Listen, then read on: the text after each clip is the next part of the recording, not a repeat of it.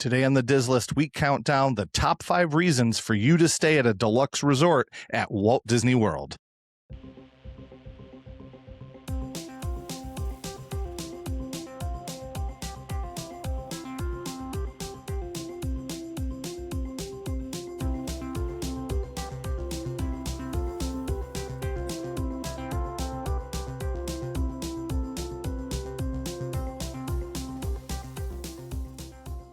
Welcome to the Diz List, the podcast that lists everything at Walt Disney World. I'm Nick.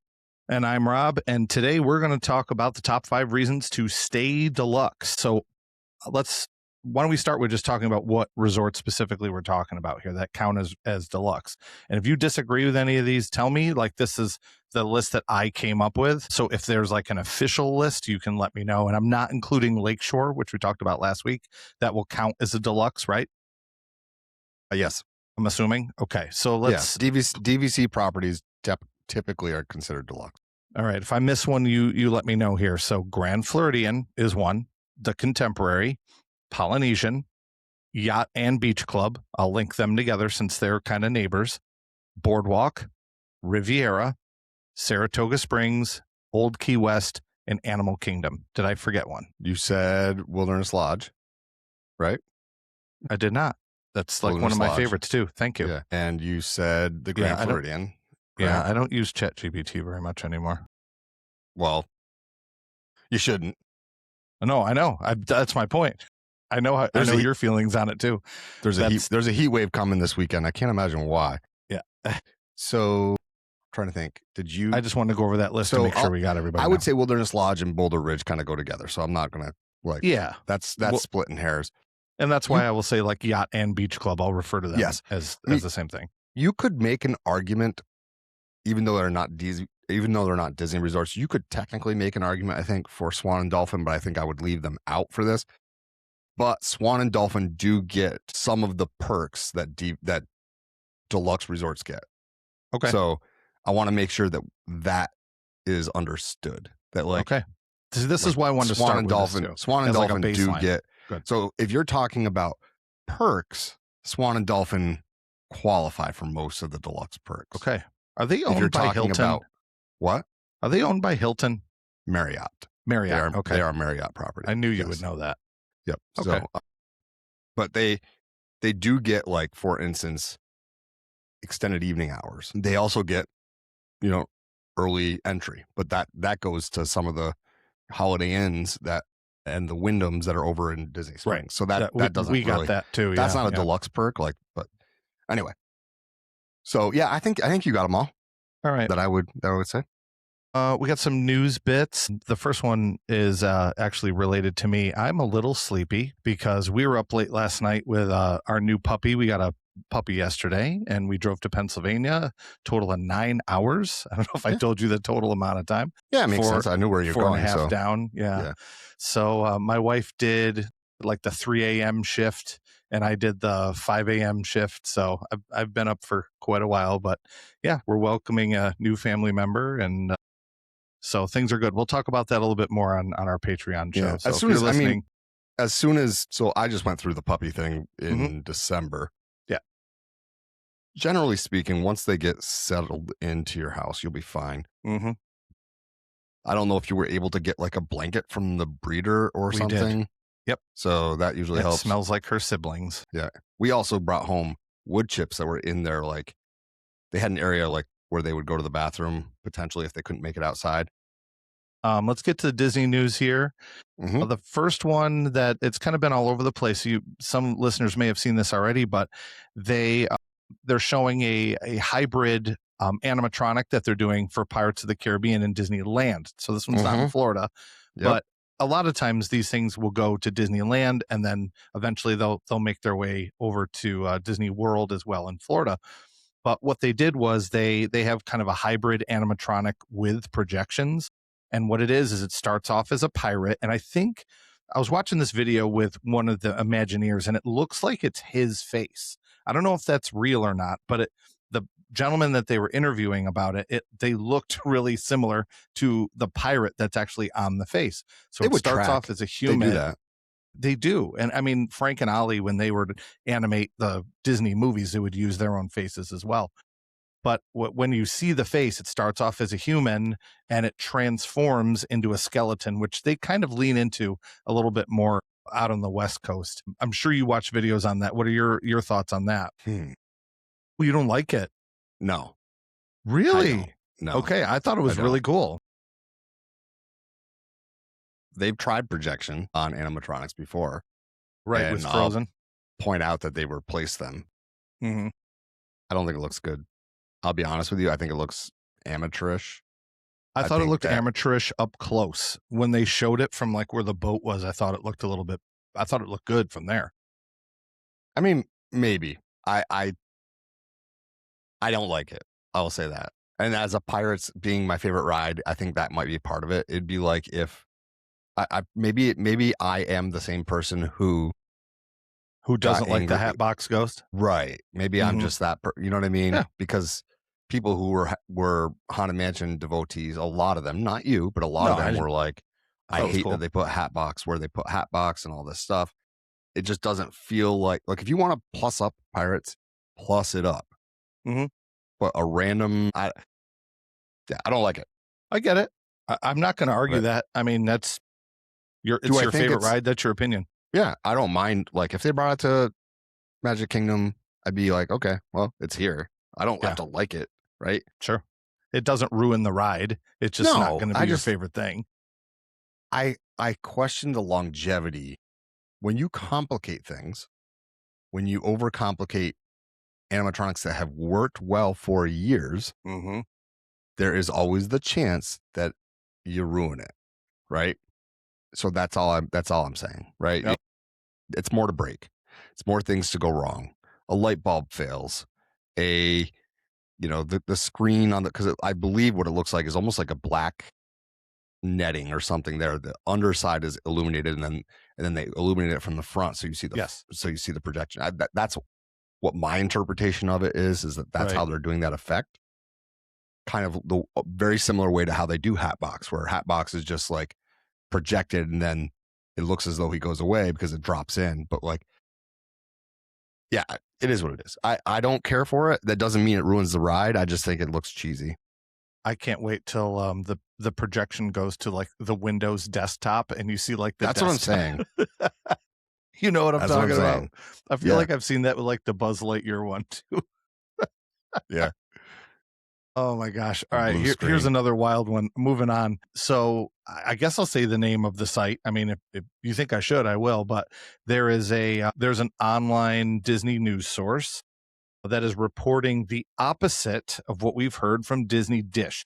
Disney Dish is usually right. Okay. Jim and Len, we love. We're big fans of their podcast. We know that Len commented on one of our things, so Len knows we exist at least. But so Disney Food Blog, there, I'll say it, they were reporting this week, this is a new post, they are saying that the coaster is now going to be Emperor's New Groove again, meaning originally we heard word that it was going to be Emperor's New Groove. Then we had heard from Len and Jim that it was switching to something else.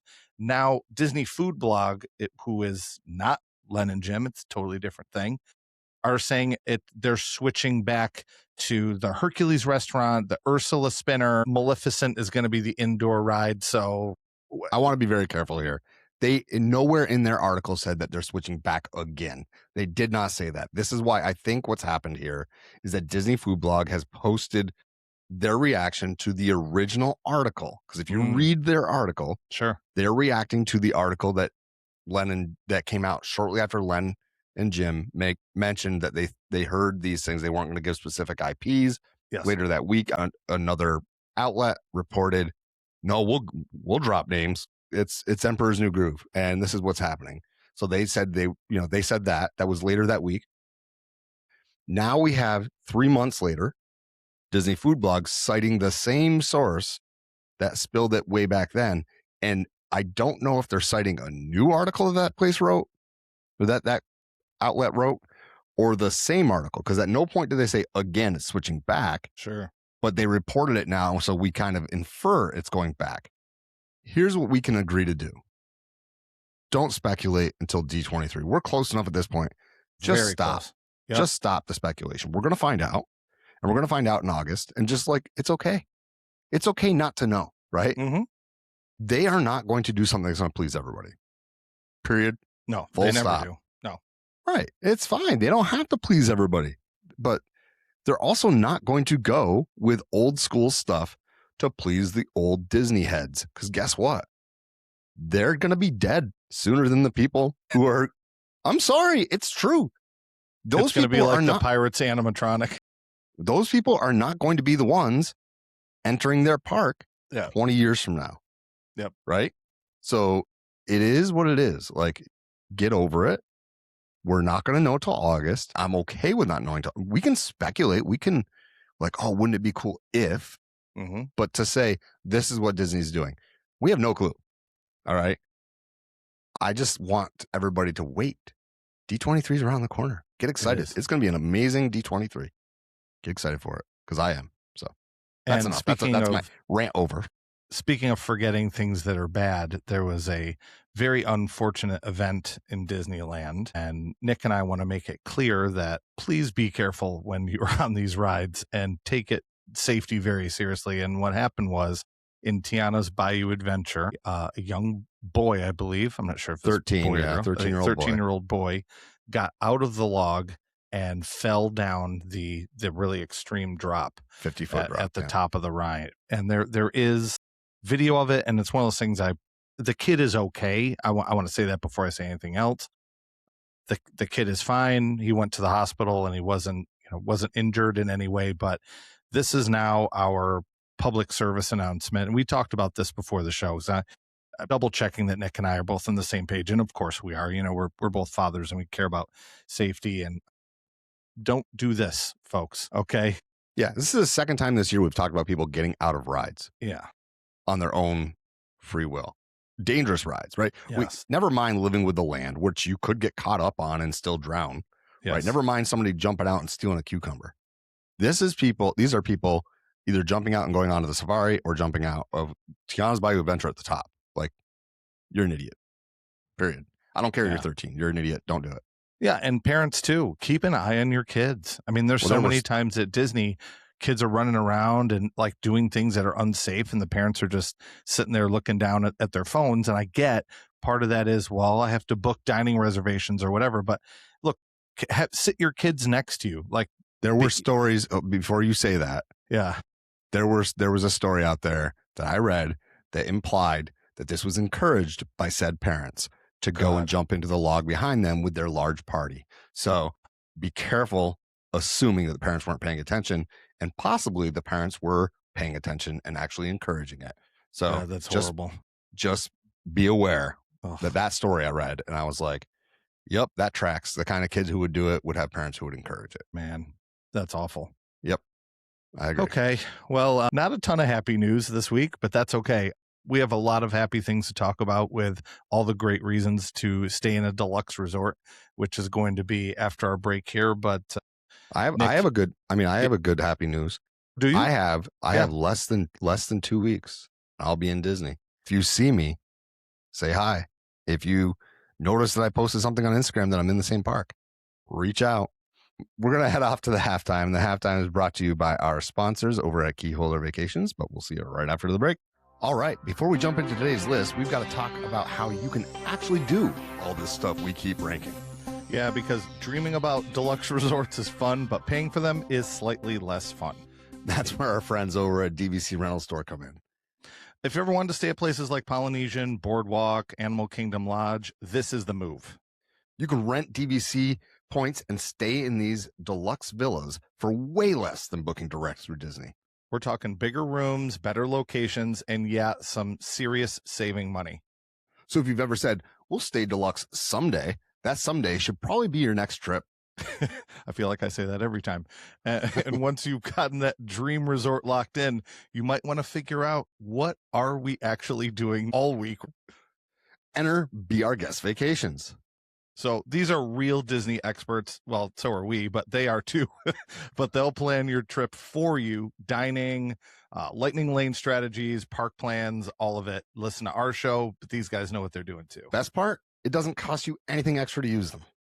Which means less stress, fewer mistakes, and more time arguing about ride rankings like we do. And finally, let's talk tickets.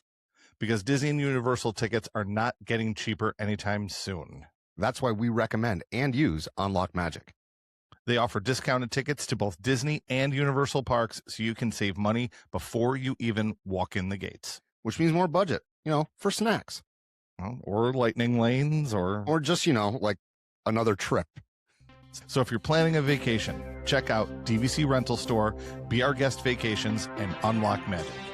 We've got links in the description. Go support the sponsors that help support the show. And now back to the list. Welcome back.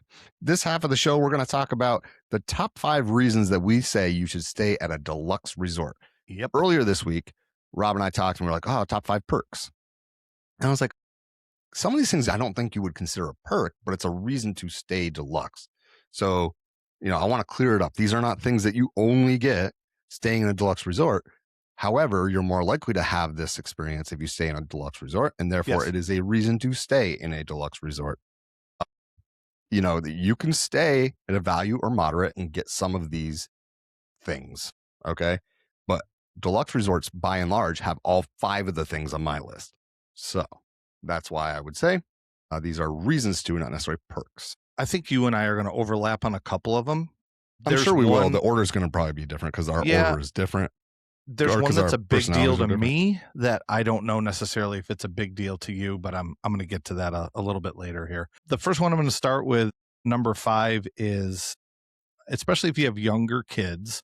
And I mean, this is also fun if you're, an older visitor as well. But I feel like at these deluxe resorts, the pools are way more fun for multiple reasons. And I don't want to go through every single one. I'll touch on a couple. If we're talking Polynesian, there's 2 pools. There's a water slide there. Yacht and Beach Club. I know that you're a huge fan of that pool with the sandy bottom. There's so much that you can do in those pools, and I just think it's a lot more fun for kids. And I do realize, I'll say this at the start of the show here, I realize that the price tag is a lot higher for these resorts. I get it. But you can always rent DVC points too, and DVC, a lot of times those are, well, no, all the time, they're deluxe resorts. So you're going to get the benefit of those better pools. So you can get a cheaper price. We can talk about that another time too. But you're going to get a nicer pool. You're going to get a better experience for your kids. Sometimes they have more than one pool at the resorts. And I've stayed at most of the moderate and the cheaper ones too. And their pools are fine. There's nothing really wrong with them, but they don't have a lot of the fun things like the water slides. If you're watching this on video, you're taking a look right now at the pool at the Polynesian. There's a water slide. There's a waterfall. There's that little spray. I don't know if we count this as a pool, but they have the little spray playground that's right next to it. I'm sure you're going to talk about this at some point, but I think if you're in Orlando, it's really hot, your family needs to cool off. These are the pools that are top notch and in some cases world class, especially with the theming. So, yeah, I mean, I don't think I'll be honest, this is my number 5 as well. I don't think that there is any doubt that the deluxe resort pools are better than any other pools. Are there some pools that also have slides? Yes. Are there some pools that also have, nice dining stuff around them? Yes. Are there pools that have nice dining, slides, the kids area, splash pads, all wrapped up into one that aren't deluxe? I can't think of one that has it all. I really can't. Stormalong Bay, like you just mentioned, here it is. Like Stormalong Bay has a sand water, like it has a sand bottom, right? It has a 0 entry sand bottom. There's like a sandbar that comes out. They have the cool cabanas that I've stayed in over there. We know that it's one of our patron, Brian. It's his favorite resort and pool. He comes for me every time I complain about it. The only drawback I think that pool has is that you have to leave the pool area to go to the slide. Right. It's a small drawback. When it was under construction that one year, this past year, I rated the lava pool over at the Polynesian to be better. But in general, as a whole, I think that the pools are good. The pools are better. And I think that Stormalong Bay is the king of that now. And I say now because a new deluxe resort is opening with an even bigger, better pool area. Right. And that area has a history of it being a water park with river country. And I said I didn't think they were going to do what they did. I'm glad they proved me wrong. I will say this. I don't know if we talked about this last week. I don't think we did when we talked about the DVC news that came out. Their quiet pool, so their alternative, like at DVC resorts, you have like the normal feature pool, and then you always, that's the other thing about the Oasis bars. That's the other thing about, that's the other thing about like deluxe resorts. They oftentimes have two pools. Actually, Beach Club has three, but so they've got the main pool, they've got another pool, and they've got the DVC pool behind the DVC building. But they have another pool over at Lakeshore Lodge that's going in that's going to have fireworks views.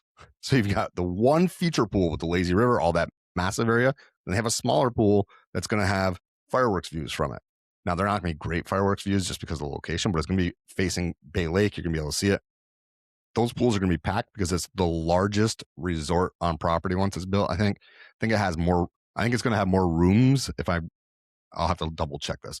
Somebody said it's going to have more rooms, more capacity than Saratoga. That's insane because there's like 13 or 14 stories of the two towers. It's supposed to be massive. Anyhow, so let's move on. What's your number 4? Because we matched up on number 5. Maybe we match up on this. This one is a big deal for us. My number 4 is having more room inside of our hotel room. So the rooms themselves being bigger. So if we're staying at All Star, which is, those rooms are fine, but they're just much smaller. So if you're a guy like me who has a larger suitcase because I'm a bigger guy, I have to pack, more clothes, and my clothes are larger size, and that takes up more room.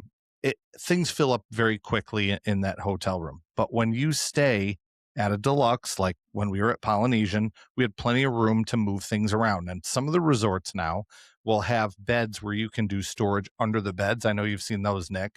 Almost all of the deluxe that have seen their refurbishment have those. So if and it doesn't have to be deluxe either. Any of the hotel rooms that have had, any of the resort rooms that have had a refurb done in the last 5 years probably have storage underneath the bed.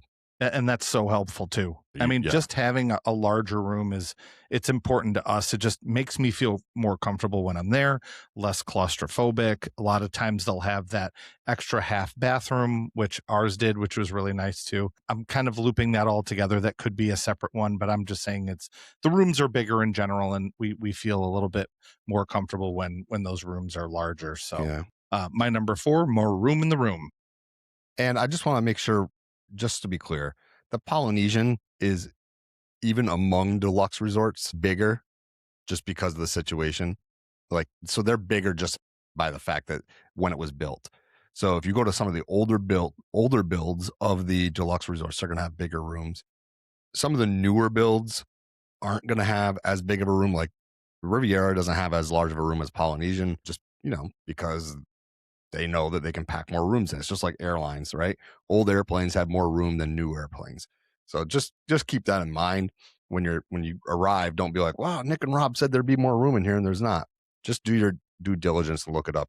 And a lot of times the DVC ones, if you rent points DVC, which they will be deluxe resorts, those ones are even bigger. So just keep that in mind. So my number 4 is actually something that's probably on your list, but I'm assuming later, could even be next. But my number 4 is something that we do take advantage of, but I only feel it's worthwhile at half the time, and that is the extended evening hours. So the reasoning I'm putting it at 4 is because I don't feel it's worthwhile at Epcot. When they do it at Epcot, you're shut down from France all the way to Norway, and you can't walk through there. So you can't walk. You have to go all the way around to get over. So, for me, it would be better because the reason I want to be in Epcot a lot of times is World Showcase, and really World Showcase is closed after the fireworks, starts closing down during the fireworks. And the other thing about extended evening hours is like there's no food options really, other than your sandwiches and your Mickey Premium bars and some your ice cream sandwiches, your Mickey Premium bars, and then like the popcorn and stuff like that.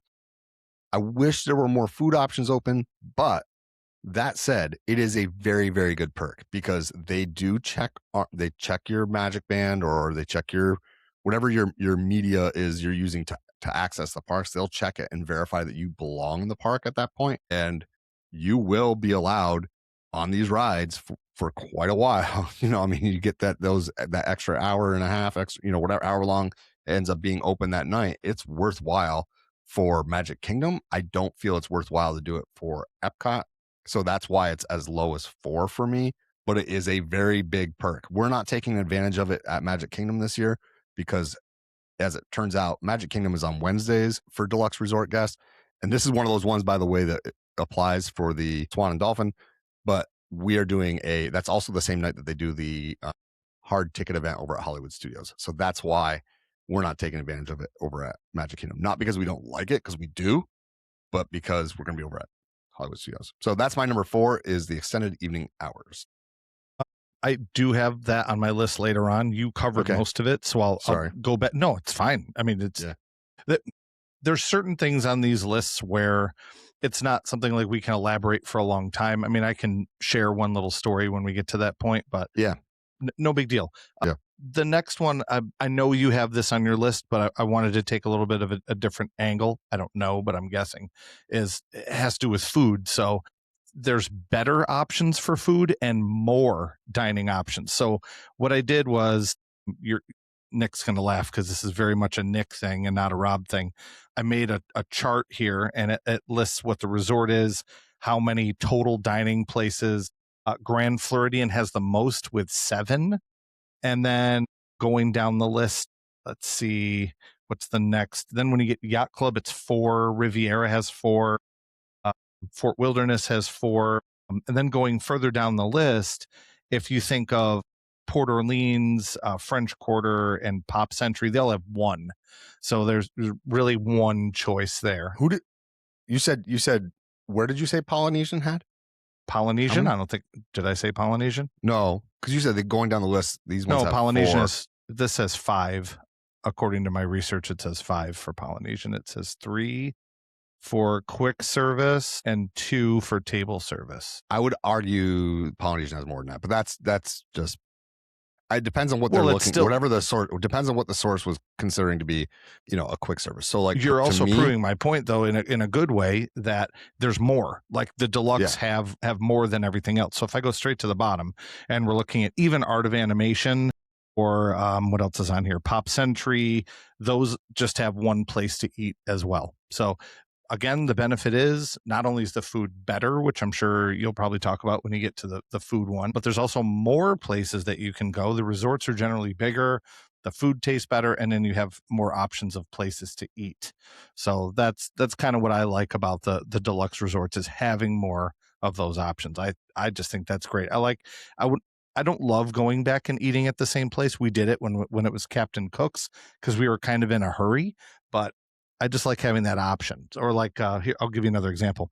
When we were staying at Caribbean Beach, we would kind of always eat at the same, not Sebastian's, that's a sit down one, whatever the one is, the quick service one inside. I can't think of the name of it, but there's also another quick service way on the far side. It's called Spyglass. And that was really great. And that was fun to just get something a little different on the other side of the park. But back to my original point, one of the benefits of these deluxe resorts is you have more restaurants to choose from. So if you're someone like me that wants variety and you want to try some different things, that's one of the benefits of these larger resorts. So that's 3 for me. My number 3 has to do with the theming. So some people will say that they have less theming. I would say they have more appropriate theming, theming that appeals more to me. When I go to the Polynesian, I don't need Moana statues, although there is one in the new pool, but I don't need like, Hey and Pua running around like everywhere you go. There's hidden Heys and hidden Puas. Like, I prefer the subtle nods or architecture that is like drawing inspiration from. So like the fact that like Maui's hook and the geometry of Maui's hook is representative in some of the wallpaper patterns and some of the tiling patterns. I like the fact that the waves and some of that like translates into some of the tile work. I like over in like Beach Club, how it just makes you feel like you're at the beach, like you're actually at a beach club, or boardwalk, like you're actually at a hotel on the boardwalk. It's maybe in Atlantic City or something like that. what I don't personally care for the over the top theming. And so for me, the one deluxe resort that actually doesn't fall into this is the Contemporary, because I feel like the Contemporary bowed down to this idea of having some over the top stuff and then did the Incredibles thing on the A-frame. And I think it's over the top. But like you go over to Wilderness Lodge and that theming is amazing. You want to see the best theming, I think, of any resort is Animal Kingdom Lodge. First off, when you hand the keys to Joe Rohde and say, you do your thing and then we'll come back and take over when you're done. Of Like, course. you know, you're going to get a top-notch product. So like that place is absolutely amazingly well themed, but it's not well themed with Jungle Book. It's not well themed with Mickey running around everywhere. Sure, Yeah. there are small nods here and there Yep. to these things, to the Lion King, to the yes, but they're very small nods. They're very subtle. And so for me, the theming I like more because it's like, oh, I never would look at that. You know what that is, right? That's the manta ray from, you know, or this is the where Rafiki drew Simba in the trees there. All that stuff to me is cooler than being like, oh, there's an 18-foot tall Ursula. Like, to me, that's over the top, but that's me. And I get it. Some people really like that. So for me, theming, subtle, elegant, smart theming is another good reason to stay at a deluxe. Now, if you're listening to this and you're like, I agree with Nick, I think this stuff is really cool. I love these like little subtle nods. There's a thing I watched on Disney Plus this week that I thought was amazing. And The Polynesian one? yeah, it's called The Magic Behind Island Tower at Disney's Polynesian Villas and Bungalows. And they spend time with these real artists. And I will let everybody watch and enjoy it for themselves, but I will just say, I highly recommend it, and you will be amazed at the amount of thought and care and the incredible artistry that they get from these people that they had help design everything from the exterior of the building to like these three-dimensional like wall like relief sculptures. It's pretty incredible. Did you get a chance to watch that, or you've just heard of it? Yeah, I've gotten it. I've been able to see it. Yes. It's amazing. Yeah. So I just wanted to recommend that. I felt like that tied in really well with your point there. Yeah. It's essentially behind the attraction, but for a resort, which is cool. So, and there are, speaking of which, there's 2 new behind the attractions that came out this week. They're calling it the next season, but it's really only about the cruise lines. So if you're a fan of Disney Cruise Lines, go on and watch that. I am not that I'm anti-cruise. I'm just not really a huge cruise person. So when that came out, I mean, I'll watch it eventually, but it wasn't something like when that Polynesian Tower video came out. I was excited to watch it right away as soon as I found it. That looked great.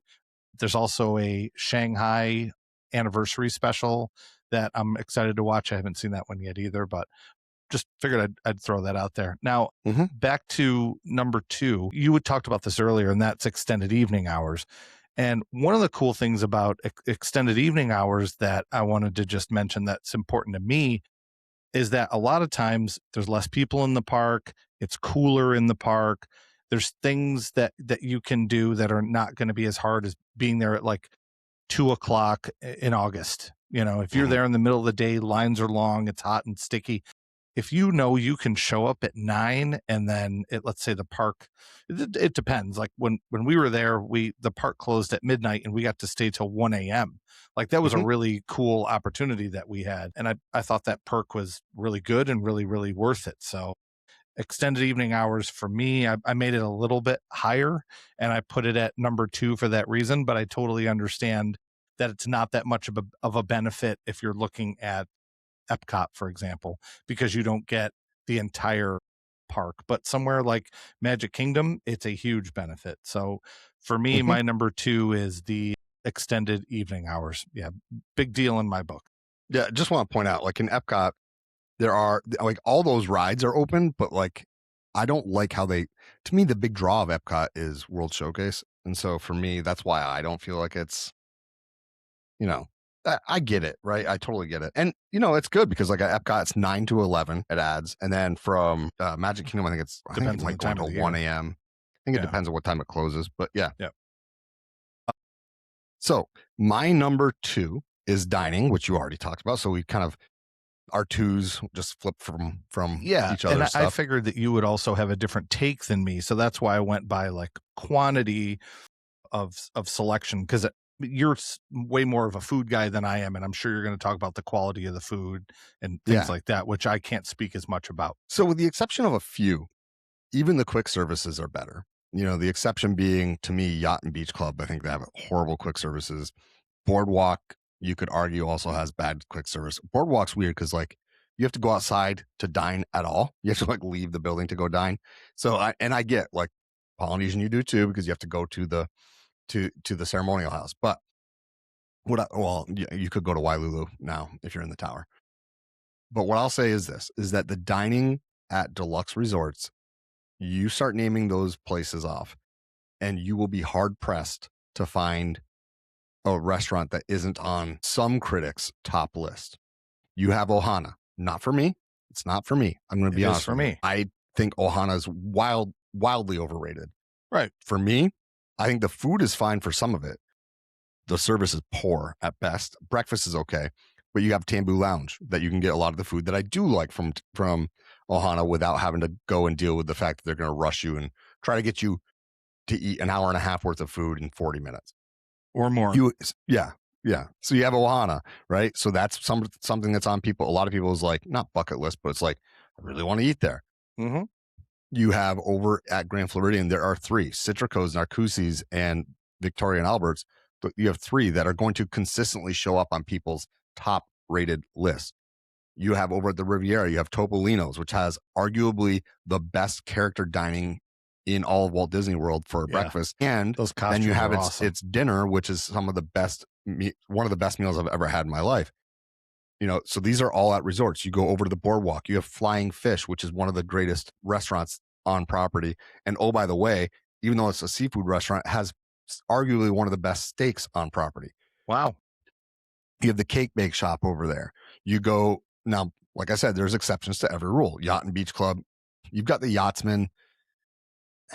Yeah, it's about where I would stop because Ale and Compass is good for breakfast, but it's not great in the evening. Some people really like Cape May Cafe. It's not for me. Some people really like it. I'm not really into that food. You've got Animal Kingdom Lodge. You go to Animal Kingdom Lodge, which is probably the best of all of them. You've got Boma. You have Jico. You have Sanaa. Like these are, and I'm not talking about either the amazing quick services these places have. Wilderness Lodge, you have Artist Point, which is the storybook dining, which is consistently rated as one of the highest rated character dining dinners, lunch or dinners that there is. Don't forget California Grill. Now that's not for me now that it's prefixed, but it's a thing that people still like to do. You have Steakhouse 71. I could go on and on and on, with the exception of like I said, Beach Club's a little bit iffy. And then you have a Beach Club and Yacht Club. You also have Saratoga, which that's definitely a little bit iffy for their, but you're also walk across the bridge and you're over at Disney Springs. High class dining too. Yeah. You've got Old Key West. Okay. It's a little iffy, but again, you can go and find other dinner nearby. But for the most part, the deluxe resorts have amazing places to eat, places that you would look at and say, my goodness, this is one of the best meals I've ever had. If it weren't in Disney, you'd feel that way. Now, people will say, yeah, it's expensive. Correct. Here's the thing. If a 5-star or 4-star gourmet restaurant in your city, I want you to take that restaurant and I want you to think about proportionally how much more expensive it is than your little, quick service type thing, Chipotle or, whatever, right? Think proportionally. So you're probably talking 5 times the cost. Okay. If you go to a quick service, you can probably eat for $10 in your hometown, right? Around $10 to $12, let's say. If you go to a really nice restaurant, you're paying $50 to $60 minimum, right? If you're going to a really nice, if you're being honest with yourself, a 4 or 5-star restaurant. In Disney, that proportionality gap closes. Okay. So you're going to pay $20 to eat at a quick service. You're not going to pay $100 for yourself with the exception of of course, Victoria and Albert's. Right. But you're not going to pay $100 for yourself at Narcoossee's. You're going to pay $65 to $70. Yes. But it's not, proportionally speaking, the gap closes. So I don't think it's as big of a markup as the quick services. I think the quick services are a bigger markup than the amazing table service restaurants at resorts. So my number 2 is dining. I don't think that's a shock that it's that high on my list, but No. So I'll finish off this list with my number 1. This one's a really big deal to me. Maybe we'll match up on this. I'm not sure. I bet. But one of the hardest things for me, I'll just use Magic Kingdom. It's probably the easiest example for me. If it's at the end of the night for Magic Kingdom and I am just beat and I'm there all day and I'm tired and I'm sore and I walk out and then I look at the line for the boat, I look at the line for the monorail, and they're both so long and it's out of control. And I say to myself, man, I should have stayed at a deluxe resort. I could have walked right over there to Contemporary, or I could have jumped on this other monorail and gone right around on the resort monorail to one of those places. So my number 1 is that a lot of these deluxe resorts, not all, but most of them, are so much closer to the parks that you have that ease of going in and out. So for example, all 3 of the ones around the loop there next to Magic Kingdom, they're so much easier to access. If you're at Yacht and Beach Club, you can walk right in. And Nick's got a great story about this, about the time that your wife wanted to get olive oil and walked right into the back of Epcot and got olive oil because you needed it in your room.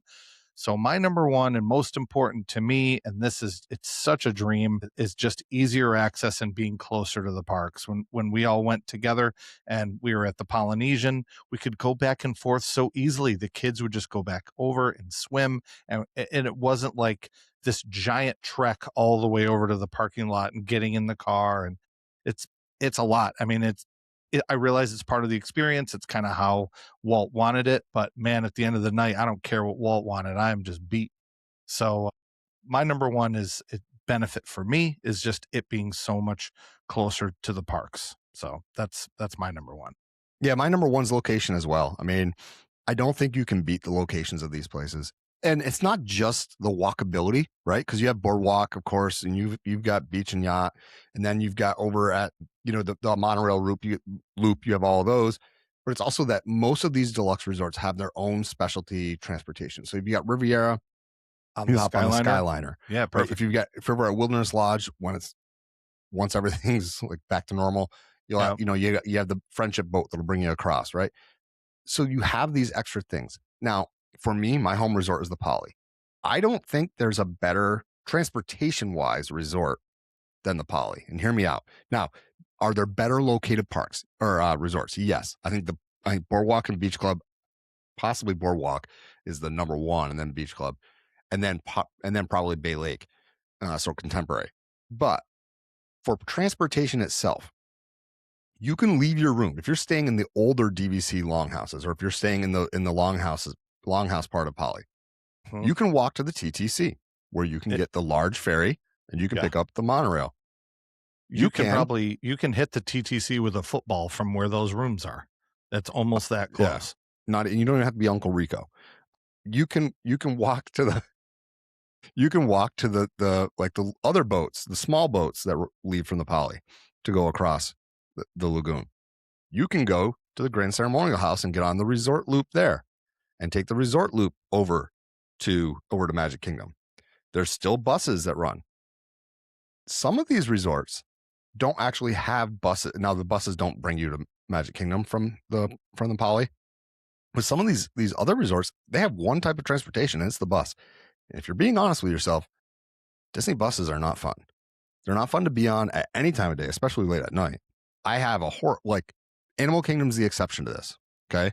I have a horrible experience from Animal Kingdom where it took us 45 minutes from the time we got on the bus to get back out from Animal Kingdom onto the highway to get to Magic Kingdom. It took an hour and 10 minutes to go from our bus stop at Kidani Village to Magic Kingdom because the bus driver was like, get on, packed everybody on. And people were like, ma'am, we can't stay. There's no room. I don't know how many more people you want to put on here. Well, get on the top of the bus. Yeah. And then you've got yourself on up there. Yeah. And then you've got other people complaining and pushing their way through because they're missing their reservations. We're all on the same boat, whatever. So I have had some bad experiences at deluxe resorts for transportation, but the ones that are located really well are located really well. And I will tell you that Animal Kingdom Lodge's other benefits, the food and the theming, will outweigh the poor transportation there. So I agree with you wholeheartedly. Transportation. Do you have any honorable mention? No, not really, because there isn't really I mean, parking maybe. I don't know if you're there with your car, but I mean, there's so many benefits. Other one I thought of but didn't put on my list, like their gift shops are a little bit better. There's more of a selection. The gift shops are bigger if you're really into that I think stuff. the cast members are more plentiful. I don't think they're different. I don't think they're better. But I think they're good everywhere, but I agree with you. Like it's easier access maybe. Well, yes, I think they're good everywhere. My point is more that I feel like I see more cast members at the deluxe resorts in passing or whatever than you do over at these widely spread out moderates or values. And that's not saying that the people who you see aren't great, because they are. I'm saying that maybe because they're more condensed, it feels different, because you have, like, on your walk from one of the longhouses at the Poly to the Grand Ceremonial House, you're going to see 5 or 6 people who all say aloha as they pass you, right? And if you do that at Saratoga, you might run in Saratoga, I get is deluxe, but because it's spread out, you might only see one person if you're walking from Congress Park to, a different pool.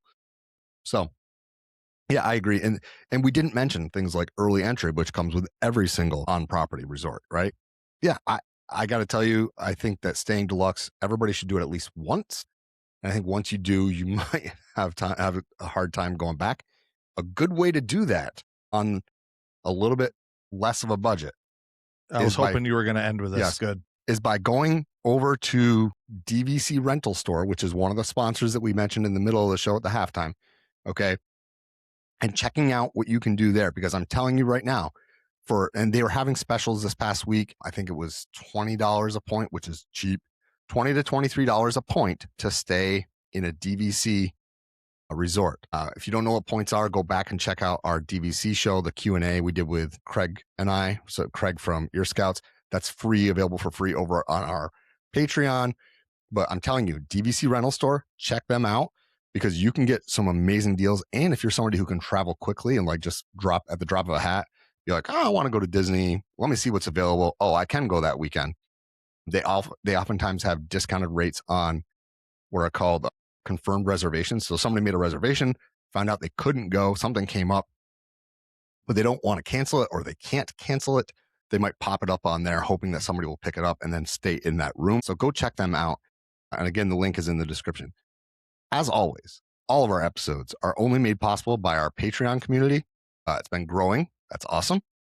I like that it grows even with free people, right? So if you're somebody who is enjoying our regular episodes, go over there. You can get a small taste every once in a while for free of a Patreon episode, and maybe that'll entice you to become a paid member. You do not have to become a paid member.